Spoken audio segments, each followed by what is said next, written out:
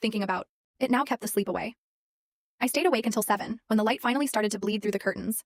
Nate's internal clock was usually surgical.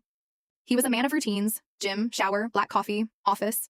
But today, he stayed in bed. He stared at his phone for a long time, his thumbs moving slowly as he typed. He didn't get up until 8. "Nate," I called out as he stood by the high dresser. "Yeah? The high school centennial is this weekend. Are you going?" We weren't the kind of couple that shared everything. We shared a bed, a mortgage, and a quiet life. Yet I had to find out about the biggest event of the year from a group chat while he slept inches away. He paused, adjusting his cufflinks. "Yeah? Are you?" I shook my head. High school wasn't a highlight reel for me.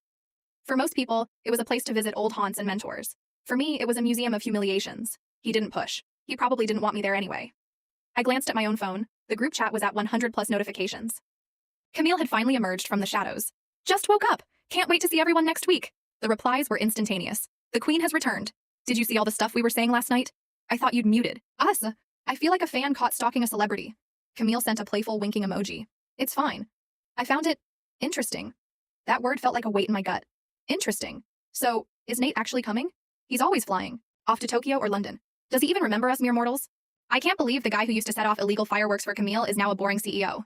Is he even coming? Can anyone confirm the legend will be there? Camille's reply popped up a second later. "Don't worry, he just texted me. He'll be there. Claire." Nate was standing in the doorway checking his watch. "Aren't you getting up? You're going to be late." 8:30. I scrambled out of bed, forcing the phone out of my mind.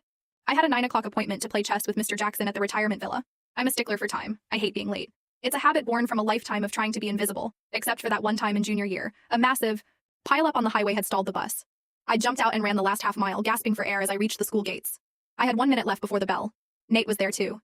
He was leaning against the brick wall, leisurely, eating a breakfast burrito. He could have made it easily, but he just stood there. He even bent down to slowly tie his shoe, watching the clock tick down. He waited until he saw Camille jogging up from the parking lot, breathless and beautiful. He hadn't been late because of the traffic. He'd stayed outside to be late with her. I looked at him now, sitting at our breakfast table, sipping his coffee and reading the journal. On a whim, I decided to test the waters. "Nate, I'm running behind. Do you think you could drop me off?" He didn't look up from the paper. "I have a meeting at 10. I'll have my driver take you." I blinked. "Right. Thanks." "No problem. Thank you. And no problem." That was the vocabulary of our marriage. We were polite. We were considerate. We were strangers who knew how each other liked their eggs. The driver got me there on time. Mr. Jackson was already waiting in the gazebo, his eyes twinkling. He was a grumpy old man who cheated at chess and talked too much, which was why no one else would play with him. To keep following the story, head to my homepage for the rest. Don't miss out.